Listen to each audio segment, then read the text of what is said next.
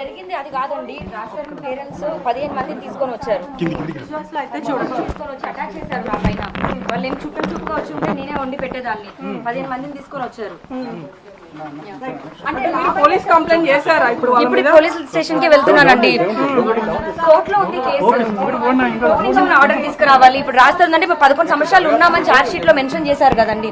ఈ రకంగా వచ్చి ధర్నా చేయడం ఏంటి? ఇంటి దగ్గరకు వచ్చి నన్ను అటాక్ చేశారండి. మొలెస్ట్ చేశారు. నా ప్రైవేట్ పార్ట్స్ అంతా మొలెస్ట్ చేశారు. 15 మంది వచ్చారు. వాళ్ళందరూ పోలీసులు తీసుకెళ్లారు వాళ్ళని. అంటే మేము ఇంట్లో ఉండడానికి వచ్చాము, ఇది రాస్తారు ఇల్లు కదా, ఆయన కట్టుకుంటాడు అని చెప్పేసి వాళ్ళ పేరెంట్స్ అంటున్నారు. ఇప్పుడు 15 సంవత్సరాలు నేను ఉన్నా కదండి. ఈ రోజున సడన్ గా వచ్చేసి రాస్తారు ఇల్లు అని చెప్పి వచ్చిన వాళ్ళు డైరెక్ట్ గా వాళ్ళిద్దరు రాలేదండి. 15 మంది మనుషుల్ని తీసుకొని వచ్చారు. ఒక 8 మంది ఆడోళ్ళు ఉన్నారు. వాళ్ళు వచ్చిన పైన అటాక్ చేశారు. అటాక్ చేసి నన్ను పై నుంచి మెయిన్ గేట్ వరకు జుట్టు పట్టుకొని లాక్కొని వెళ్లారు. అప్పుడు పోలీసులు వచ్చారు. పోలీసులు చూసారు అదంతా. మీరు కూడా డాగ్స్ ఏదో వదిలేరని చెప్పేసి వాళ్ళు చెప్తున్నారు. ఎవరు వదలేదు, అందరు లోపటే ఉన్నారు. ఎదురింటి సీసీటీవీ వాళ్ళది కూడా ఫుటేజ్ ఉంది. 15 మంది వాళ్ళు దాడి చేశారండి. అంకుల్ అంటే ఇక్కడ కూర్చున్నారు. అంటే ఏం చెప్తున్నారు వాళ్ళు? ఎందుకు దాడి చేయాల్సి వచ్చింది?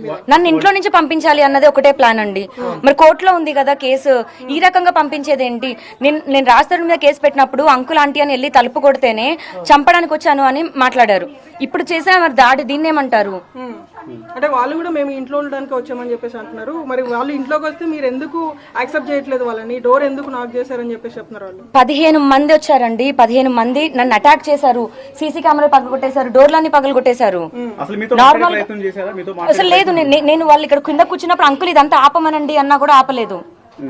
ఇప్పటికీ రాజస్థాన్ వస్తే మీరు వెల్కమ్ చెప్తానంటున్నారు, మరో పక్క రాజస్థాన్ కోర్టులో మీట్లు ఎక్కిస్తాను అంటున్నారు. అంటే ఎలా రెండు రకాలుగా మాట్లాడుతున్నారు? అంటే మరి నేను కేసు పెట్టానండి. అతనికి ప్రేమ లేదేమో, నాకుంది. తను మళ్ళీ పని చేసుకుంటాడు, నార్మల్ అవ్వాలి అని చెప్పి మీడియా వేదికగానే నేను సారీ చెప్పాను. పని చేసుకోవాలని. సారీ రా చిన్నోడా, కాళ్ళు పట్టుకొని సారీ చెప్తాను అని. కేసు వెనక్కి తీసుకుంటానని చెప్పాను. లోక్ అదాలత్లో వేసాము. మరి అలా ఏమైనా కాంప్రమైజ్ కి మాట్లాడొచ్చు కదండి. దాడి ఏంటిది? అంటే హీరో అయిపోతే ఇంకా ఏది చేసినా నడుస్తుందా? ఈ ఇంటి నిర్మాణంలో మీరేం డబ్బులు ఖర్చు పెట్టాలని చెప్పి వాళ్ళ పేరెంట్స్ చెప్తున్నారు. ఎంత ఖర్చు పెట్టారు? 16 సంవత్సరాలు మేము సహజీవనం ఉన్నామండి. 2014లో మేము పెళ్లి చేసుకున్నాము. అదంతా నిజం. ఈ రోజున సొంత ఇల్లు వచ్చింది కదా. 1.5 ఎంతో పెట్టుకున్న ఇల్లు, 1.5 పెట్టుకున్న ఇల్లు 12 కోట్లు అయిందని ఒకే ఒక్క కారణంతో, డబ్బుల గురించి మాత్రమే. మరి 11 సంవత్సరాలు నేను ఉన్నాను కదా మనిషిని, నా ఎగ్జిస్టెన్సే లేదు అంటే ఎలా? ఇప్పుడు అదే డబ్బుల కోసం 12 కోట్ల మీరు ఇక్కడ ఉంటున్నారంటే వాళ్ళు చెప్తే మీరేం చెప్తారు? ఏమని ప్రూవ్ చేసుకోగలనండి నేను? ఎలా ప్రూవ్ చేసుకోవాలి? ఆ డాక్యుమెంట్స్ కూడా మేము వేరే వాళ్ళ దగ్గర పెట్టే లోన్ తీసుకున్నామండి. ఆ ఇల్లు కూడా ఇంకా అవన్నీ పర్సనల్స్ ఇది అవుతాయి మా తరపున. మరి ఇప్పుడు 11 సంవత్సరాలు నా జీవితాన్ని రాస్తారు ఇవ్వమనండి. నన్ను ఎలా అయితే తీసుకొచ్చాడో నన్ను తీసుకెళ్లి మా పేరెంట్స్ అప్పచెప్పమనండి. నేను వెళ్ళిపోతాను. ఖచ్చితంగా రాస్తారని కోర్టు మెట్లు ఎక్కిస్తానండి.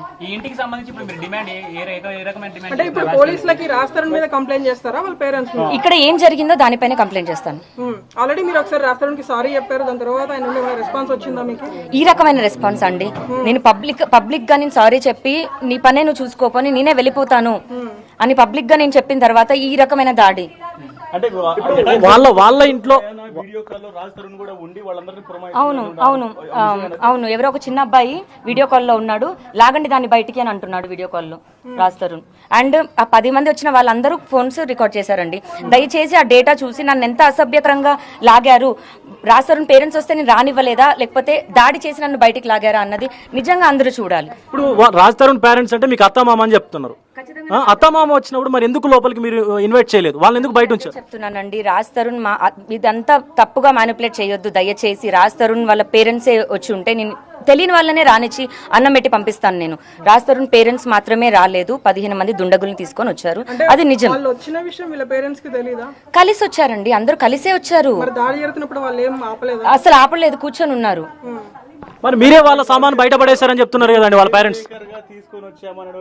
15 మంది దుండగుల్ని కేర్ టేకర్ గా తీసుకొని వచ్చి నన్ను జుట్టు పట్టుకొని నన్ను మొలెస్ట్ చేసి బయటికి ఆ రకంగా చేస్తారు ఒక ఆడపిల్లని అయితే నేను అనుకోలేదు. అండ్ ఆడవాళ్ళే చేశారు, అది ఇంకా బాధాకరం. నేను ఆడవాళ్ళ కోసమే ఫైట్ చేసిన మనిషిని.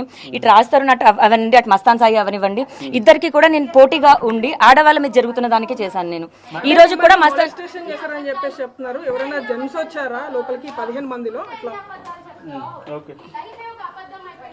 15 మంది వచ్చారు. కావాలని వచ్చి దాడి చేస్తున్నారు. తనెవరు దాడి చేస్తున్నారు. ఆ అమ్మాయి మీరందరూ కేసులో చూసుంటారు, ప్రీతి అనే అమ్మాయి, అంతే. అంటే వీళ్ళందరూ ఎందుకు ఇక్కడ ఇప్పుడు సంసారం చేసిన మరి నేనే మనిషి ఉన్నా నేనే మరి నారాజు అంటుంటే, ఆమె వచ్చి ఇప్పుడున్న ఆమె మరి మా తరుణ్ అన్నయ్య అని అంటుంటే మరి ఏ రకంగా సంబంధం ఇది? దాడి అంటే కోర్టులో ఉంది. రైట్. ఈ కేసులో ఇంకొక వ్యక్తి ప్రీతి అనేటువంటి అమ్మాయి కూడా ఉంది. ఆ ప్రీతి కూడా ఇక్కడికి వచ్చి రాజ్ తరుణ్ ఇంటికి వచ్చి వాళ్ళ పేరెంట్స్ ని